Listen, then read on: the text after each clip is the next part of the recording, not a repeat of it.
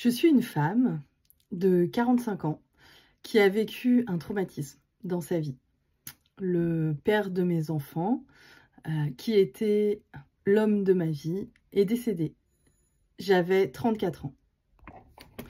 J'ai traversé une période vraiment difficile du coup, parce que j'ai accompagné nos enfants qui avaient à l'époque 1 an et 4 ans. Je les ai accompagnés à traverser le deuil dans un premier temps. J'ai traversé mon propre deuil. Et puis, j'ai appris à reposer des bases solides, de nouvelles bases. J'ai fait des erreurs. J'ai appris à me connaître. Je me suis découverte d'une nouvelle façon parce que quand on vit un traumatisme, on évolue, on change. Nos priorités finalement changent. Nos valeurs, je pense, restent les mêmes, mais nos priorités changent. Et le sens peut-être que l'on donne à la vie aussi évolue, se modifie.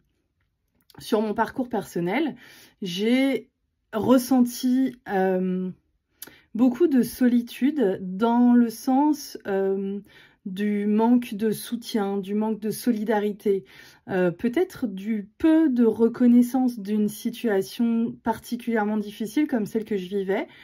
Et j'imagine probablement que c'est une des raisons qui m'a poussée aujourd'hui à accompagner à mon tour les femmes qui vivent ce genre d'épreuve.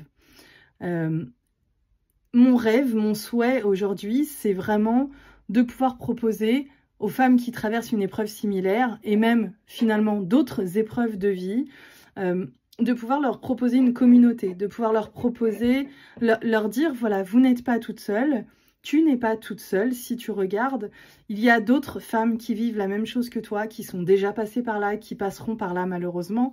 Et ensemble, en fait, on crée comme un égrégore d'énergie, de soutien, de solidarité. On a des choses à s'apporter et c'est d'une puissance en fait juste extraordinaire.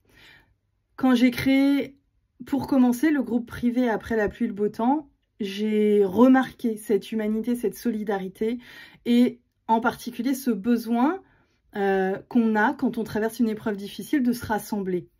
Et puis d'être soutenue, de se sentir comprise, de se sentir reconnue dans notre souffrance, dans notre douleur. Non pas forcément pour pleurnicher sur notre sort, mais simplement pour faire le deuil de la femme qu'on était et laisser la place à de nouvelles possibilités, laisser la place à finalement un nouveau chemin de vie que l'on n'avait pas envisagé.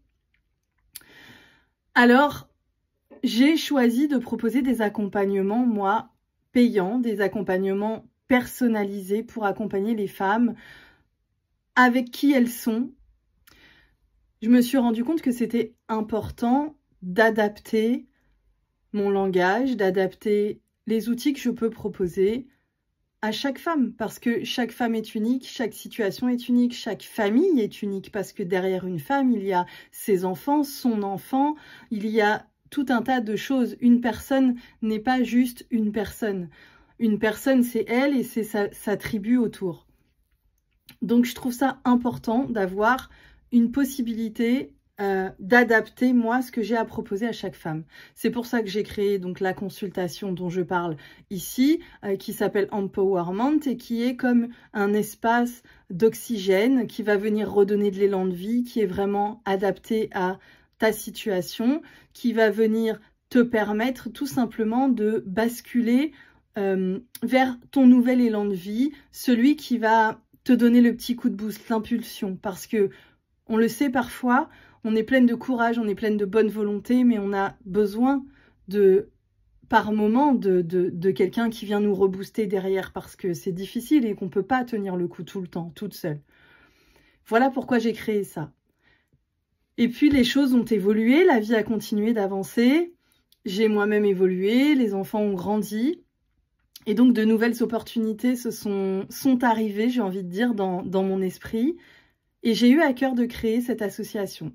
L'association Élan de vie que je suis en train de créer parce que je me suis dit, ok, ce sera un espace qui sera dédié à toutes ces femmes-là et dans lequel je vais privilégier non pas l'accompagnement individuel cette fois-ci, comme ce que je fais avec Empowerment, mais ce sera une communauté dans laquelle je veux vraiment qu'il y ait de la solidarité, de l'entraide, du partage, du soutien, de l'écoute, pour que les femmes qui traversent ce genre d'épreuve-là ne se retrouvent pas toutes seules et ne restent pas toutes seules. Parce que parfois, même si on a un entourage hyper bienveillant, on a malgré tout, je l'ai constaté par expérience, en discutant autour de moi, on a besoin de se connecter avec des personnes qui vivent des choses comme les nôtres pour pouvoir peut-être tout simplement se sentir appartenir. Le besoin d'appartenance, c'est un besoin qui est fort chez l'être humain et on en a besoin, tout simplement. Donc cette association, je l'ai créée pour vraiment développer cet aspect communautaire, cet aspect de groupe dans lequel on va pouvoir faire des ateliers, on va pouvoir faire des débats, des conférences dans lesquelles on va parler de différents thèmes qui touchent ces épreuves difficiles de la vie. Et puis, on va faire aussi des événements comme des week-ends.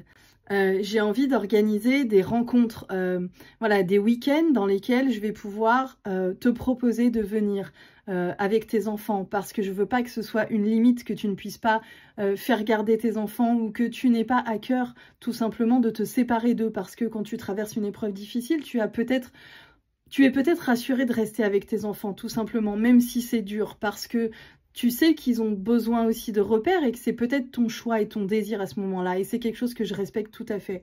Et j'ai pas envie que ce soit un frein. Donc, j'ai envie que les enfants soient les bienvenus dans ces week-ends. J'ai envie qu'on trouve aussi quelque chose pour eux, pour leur faire prendre conscience, eux aussi, qu'ils vivent quelque chose de difficile, mais qu'ils ne sont pas seuls non plus à vivre cette chose difficile.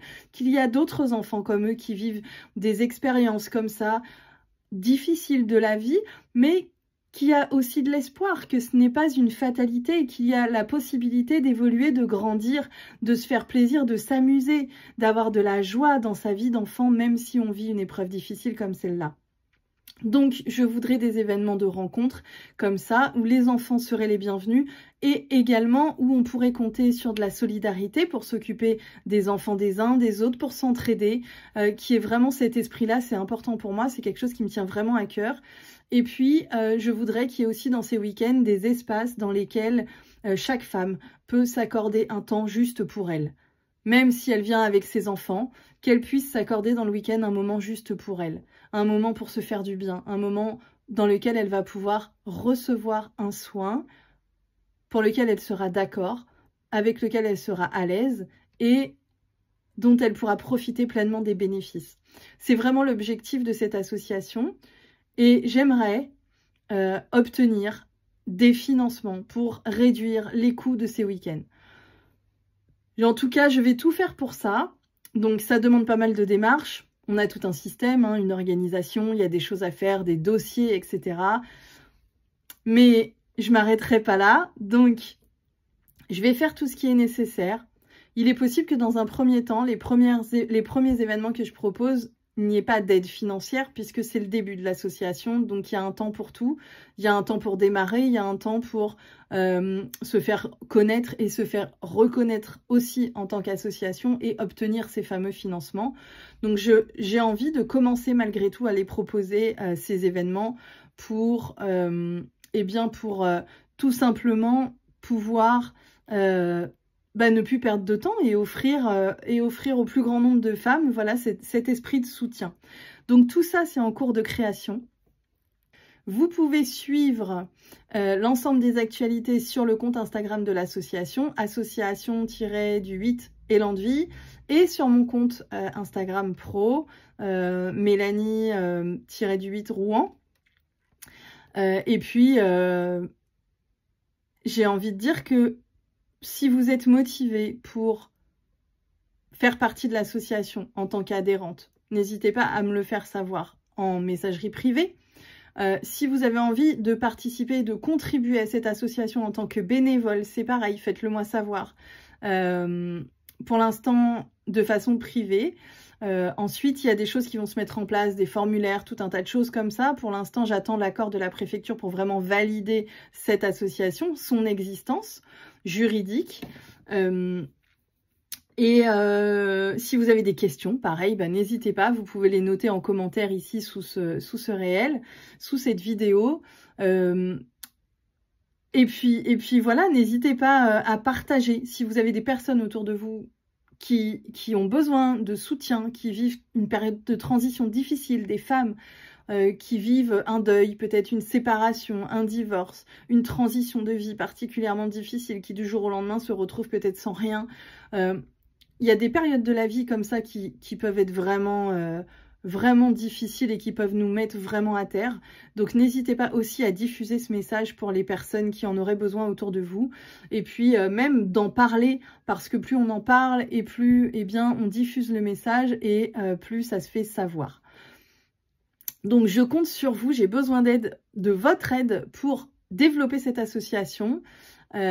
N'hésitez pas, voilà, si vous avez des questions, et puis prenez surtout bien soin de vous et restez connectés, on se retrouve très bientôt.